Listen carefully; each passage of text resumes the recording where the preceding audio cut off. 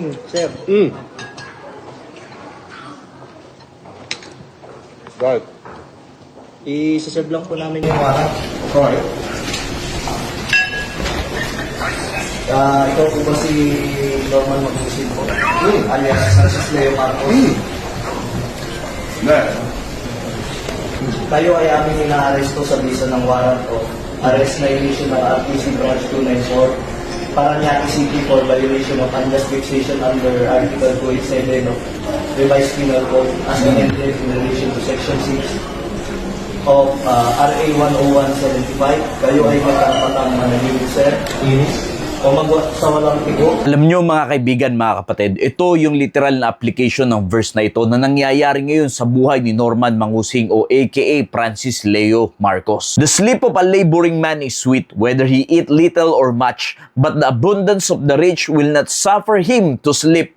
Nakita nyo po yung buhay ng isang manggagawang tao na kahit na ano ang ilatag mo sa kanyang hapag ay magkakaroon siya ng kakontentuhan at magkakaroon siya ng masaganang tulog. Lalo pa kung ang isang tao ay mananampalataya ng ating Panginoong Jesucristo, sigurado ang kapayapaan ay meron sa kanya. Anumang meron siya sa mundong ito ay magkakaroon siya ng kapanatagan. At kaysa naman sa kasaganahan ng yaman ng isang tao, minsan dyan papapasok yung kabagabagan ng puso at walang kapayapaan dahil sa sobrang daming yaman. At alam nyo po, yan yung literal na nangyari sa kanya. Yung mga taong normal, simple, lalo pa yung may mga pananampalataya sa ating Panginoong Jesucristo, kahit na ano ang ilatag mo sa hapag, merong kapayapaan at makakatulog ng mahimbing.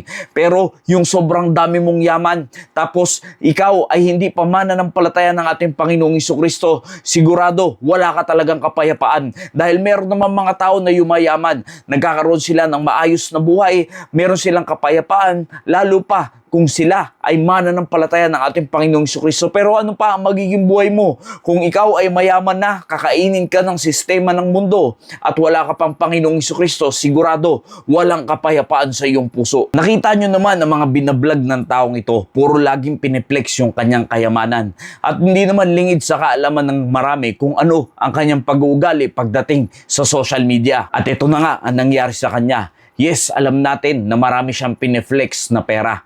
Pero habang siya ay kumakain, sa rami ng kanyang kayamanan ay hindi nagkaroon ng kapayapaan ang kanyang pagkain. Diyan siya hinatulan ng pagkakulong. Better is little with the fear of the Lord than great treasure and trouble therewith. Kaya alam nyo, sinasabi ng Biblia, paulit-ulit na rin nating sinasabi, hindi laging pera, hindi laging material things, hindi lagi kayamanan ng sanlibutan ito ang kailangan ng isang tao.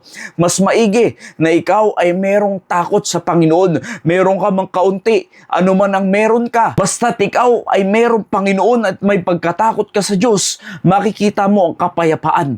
Magkakaroon ka ng maayos na pamumuhay. Kaysa naman, ikaw nga ay sobrang daming kayamanan sa mundong ito. Pero kabi-kabila naman ang iyong aberya sa buhay. Kaya alam niyo po, bilang mga Kristiyano, dapat lagi tayong may kakontentuhan sa Panginoon dahil siya naman ang lahat na nagsusupply ng lahat ng ating mga pangangailangan at hindi tayo magkukulang pagkasama natin ang ating Diyos. Dahil napakahirap ng buhay na kahit na mayaman ka at marami kang pera, pero wala namang kapayapaan, laging kaguluhan ang meron sa iyong buhay. Kaya alam nyo ang lesson sa video ito, kung tayo lang lahat ay susunod sa kalooban ng Diyos, kung lalakad lang tayo sa bawat daan na inalalatag sa atin ng Panginoon ay walang mapapahamak. Pero alam mo, mangyayari lang yan unang-una kung ikaw muna ay may relasyon sa Panginoon, kung ikaw ay mananampalataya na ng ating Panginoong Jesucristo at magiging anak ka ng Diyos, diyan pa lang, bibigyan ng linaw ng Panginoon ng iyong daan at lalagyan kanya ng gabay sa lahat ng iyong lalakaran upang hindi ka